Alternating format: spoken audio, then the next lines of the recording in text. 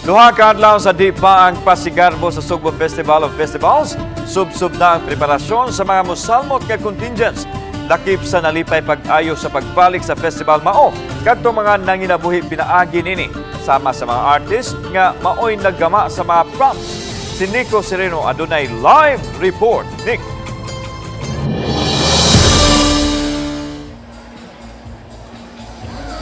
Yaslan, karong hapon paghimuon din sa Cebu City Sports Complex ang Festival Queen competition sa Pasigarbo Festival of Festivals. Ug sub-sub na gyud ang preparasyon dinhi sa atong nahimutangan. Panuna ni analan ato unang tan-awon kinato istorya nga gawas sa mga contingents ug mga grupo nga miapil sa Pasigarbo karong tuiga lakip sa mihangop sa paghibalik na nimong festival katong mga propsmen ug mga artists dinhi sa Kabisayan.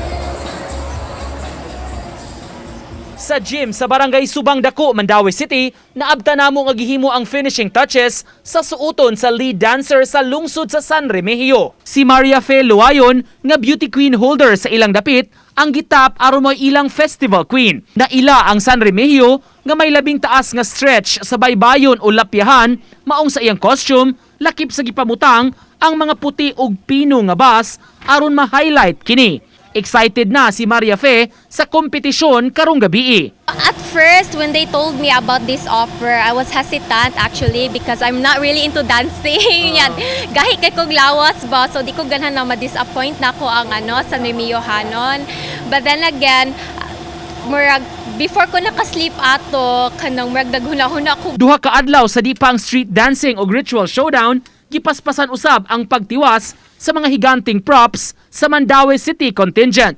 Ang syudad nga mo-highlight sa panagtagbo sa Mandaue, may relihiyosong aspeto sa mga props nga ipakita. Ang grupo sa artist nga si Diboy nga taga San Carlos, Negros Occidental, gikontrata o gipakyaw aron mohimo sa props depende sa konsepto sa contingent. Kung unsay ilang concept sa kuan, ihatag sa mua, mao sa namang skit nila kung unsay mga earphone, rubber mat, basta kanang depende silang paobra ba. Oh. Kanang enamel. Nalipay ang mga artists nga nahibalik na ang mga festivals kay nahunong sab ang ilang panginabuhian ni adtong pandemya. Gani human sa Pasigarbo, mularga dayon sila sa Negros alang sa laing festival sa Bais City. Dayon gikontrata usab siya sa Mascara Festival sa Bacolod ug Buglasan Festival sa Dumaguete City. Magay nimbalik lipay kay tanang artist Trisibo, mga kauban ra man namo tong mga artista diri.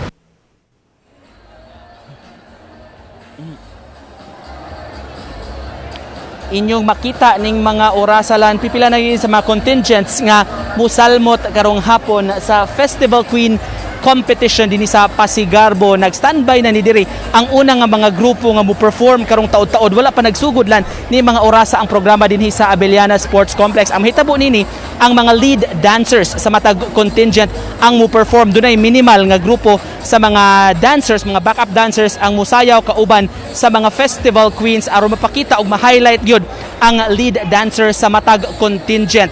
Sa kalihukan karong hapon dinhi sa Festival Queen competition dunay 40 ka mga kandidata ang mosalmot ning maong kompetisyon lan. Wa pa nagsugod, gikatakdang 5:30 karong hapon magsugod ang Festival Queen competition. Samtang ang dakong kalihukan karon nagyong Domingo sa pagpahigayon sa street dancing, ingon man ang ritual competition diri gihapon sa Abellana Sports Complex nga ning mga orasalan hinay-nay na nga napuno sa mga tao nga musaksi nining maong kalihukan. Nag-abot-abot pa hinuon ang mga buot pa nga mutan-aw, libre kini sa mga gustong musaksi sa Festival Queen competition magsugod karong taud-taod gikan dinhi sa Cebu City Sports Center. Mo kanang latest lan.